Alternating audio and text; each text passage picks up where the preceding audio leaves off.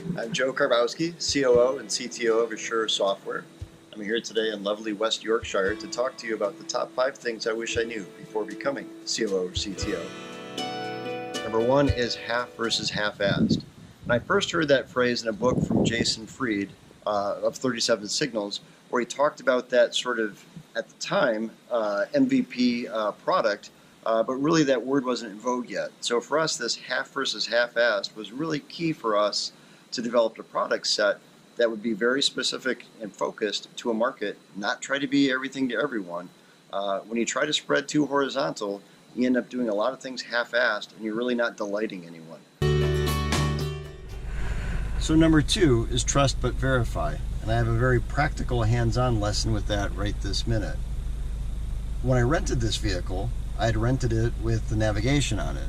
So after I left, getting into the car, I'm trying to set in a navigation point, navigate over here to the menu, find the navigation, and what do I see? But no SD card, which means no GPS or navigation in the car. Plan B, I have my phone, right? Google Maps, I've used that 100 times. I trust it. I've verified it 100 times before. Here I am though, looking at my map, Google Maps, and my blue dot's jumping around like a Jack Russell Terrier. Turn around, and I go back, and I get a GPS from the rental store. So they give me a Garmin.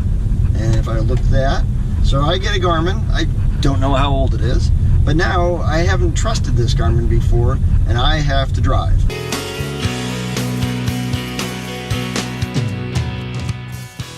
Wow, well, that was fun, but really perhaps not the most direct and fastest way that you would expect a GPS to take you from point A to point B.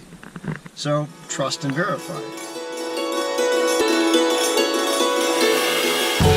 So number 3 is numbers matter.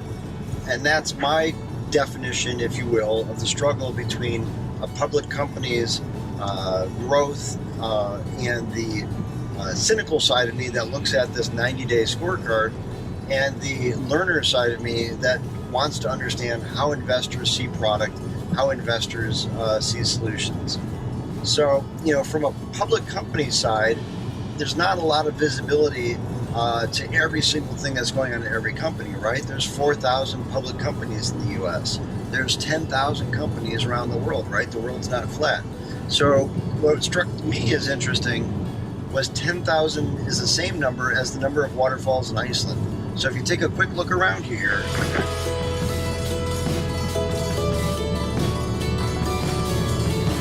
this is Iceland. We have got one shot to find what waterfall we want to see. We're here for one day. So we have to use numbers to figure that out. Just like investors, they've got one shot to look at companies. They can't look at all 10,000 in great detail. So we use things like Google reviews, TripAdvisor, and other number mechanisms to find out where we want to visit. And we'll show you what we came up with here in just a few minutes. So here we are. Numbers matter. They're the only language the broader audience has time to consume. And maybe we should have looked at the weather numbers too, but it's still a great view. Enjoy. So we're back in the States, and today we're talking about number 4, failing is still failing. And I want to be clear that I'm not against failure, like failure you could not learn something from.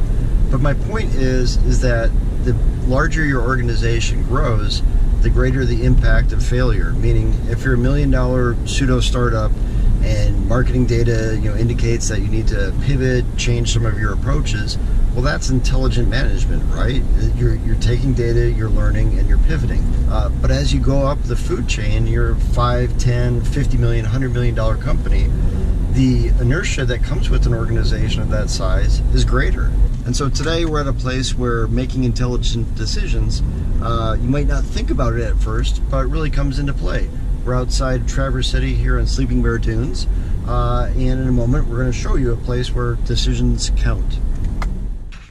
So here we are at the overlook. It's about 450 feet down to the water, and if you take a look, that's where failing is still failing comes into play. It's about a 2-hour hike back up, and every year they have to send a rescue group out for somebody that gets down there, can't make it up. And And that's one way to really wreck your vacation, is to have to get a rescue service and pay for that fee to get you off of that dune. So measure twice, cut once, that's the lesson.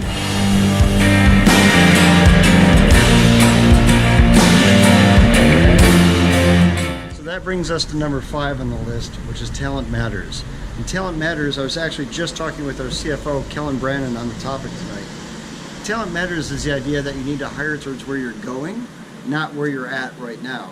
And ideally, you're promoting from within, you're rewarding the team, but sometimes, like when you have to go outside to build a product, you don't have a talent or a skill set, you need to hire from outside the organization to fulfill that need.